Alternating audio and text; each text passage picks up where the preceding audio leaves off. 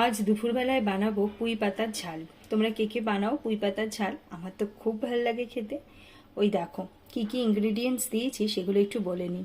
এই দেখো নুন দিয়েছি, দেখতেই পাচ্ছ, চিনির দানা, লঙ্কার গুঁড়ো আর হলুদ।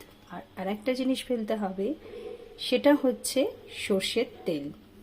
বেশ পরিমাণ মতনই দিতে হবে, কি তার থেকে একটু বেশি হলে ক্ষতি নেই, বেশ ভালো লাগে। এটা সর্ষের তেল দিয়েই খেতে বেশি ভালো হয়।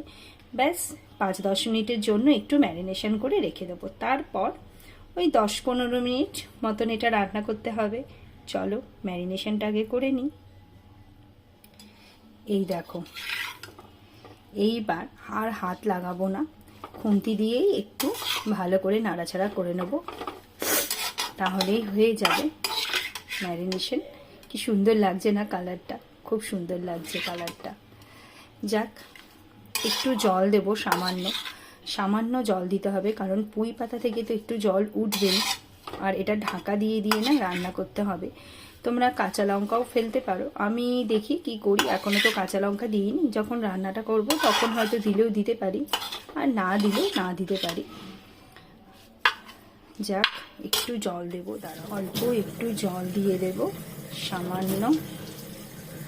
ব্যাস, সব থেকে নুনটাও পরিমাণ মতন কিন্তু তোমরা দিয়ে দেবে। এরপর ঢাকা দিয়ে দেব, 5 মিনিট মতন থাকুক। তারপরে এটা রান্না করব 10-15 মিনিটের মতন। পাতাটা সেদ্ধ হয়ে গেলেই হয়ে গেল। ব্যাস, পুঁই পাতার ঝাল আমার রেডি।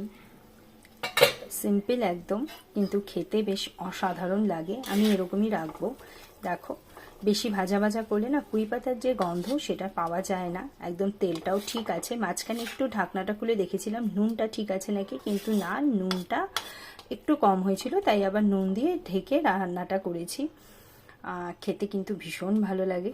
চলো এবার ঢাকা দিয়ে স্টে টাইমে রেখে দিই। গ্যাসটাও বন্ধ করে দিয়েছি, নয়তো না বেশি ভাজা ভাজা মানে পোড়া পোড়া হয়ে গেলে ভালো লাগবে না। তো চলো একটু পরেই নামাবো। তো পুঁই পাতার ঝাল আমার পুরো রেডি।